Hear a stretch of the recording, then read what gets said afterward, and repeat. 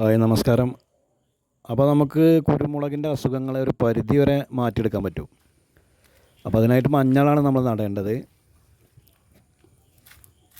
2 പോസ്റ്റിൻ്റെ ഇടയിലായിട്ട് ഒരു മഞ്ഞളോട് ഒരു 2 വിത്ത് നടാം.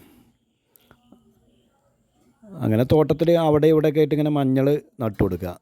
അപ്പോൾ മഞ്ഞളിനെ കുറിച്ച് കൂടുതൽ പറയണ്ടല്ലോ, വിഷങ്ങളൊക്കെ വലിച്ചെടുക്കുന്നൊരു സാധനമാണ് മഞ്ഞൾ. അപ്പോൾ എല്ലാവരും ചെയ്തിട്ടില്ലെങ്കിൽ തീർച്ചയായിട്ടും ഓരോ മഞ്ഞളിൻ്റെ കഷ്ണം ഇട്ട് കൊടുക്കുക. നമുക്ക് വേണമെങ്കിൽ വിളവെടുപ്പാകുമ്പോൾ മഞ്ഞൾ കിളച്ചെടുക്കാം. ഈ കിളച്ചെടുക്കുമ്പോൾ അതിൻ്റെ ഈ കുരുമുളകിൻ്റെ ചുവട്ടിൽ കൊണ്ടുപോയിട്ട് നടരുത്. അപ്പോൾ അത് വേരൊക്കെ മുറിഞ്ഞ് പ്രശ്നങ്ങളുണ്ടാവും.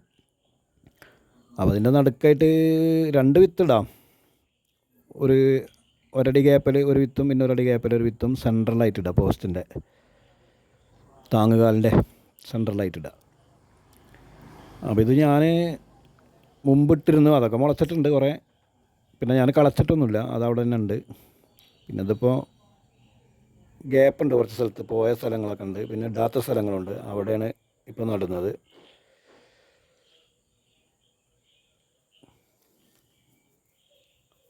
ഇതൊക്കെ ഞാൻ മുമ്പിട്ടതാണ്, ഞാനത് തീരെ കളച്ചിട്ടില്ല, അതവിടെ തന്നെ കിടക്കുകയാണ്. അപ്പോൾ ഇത് എന്തായാലും നല്ലൊരു ഉത്തമമാണ്, പ്രശ്നങ്ങളും കാര്യങ്ങളൊന്നും ഉണ്ടാവില്ല. ഒരു പരിധി വരെ മഞ്ഞൾ അത് വലിച്ചെടുക്കും. വേരുകളൊക്കെ നല്ല രീതിയിൽ തന്നെ വളരും കുരുമുളകിൻ്റെ.